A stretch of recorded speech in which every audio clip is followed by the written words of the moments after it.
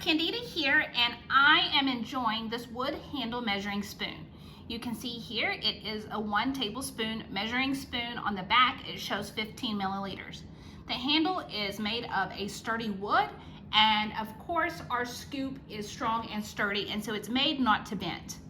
You can use this for coffee grounds, for coffee beans. I've been using it for tea, but you can also use it for sugars and spices and when you're baking.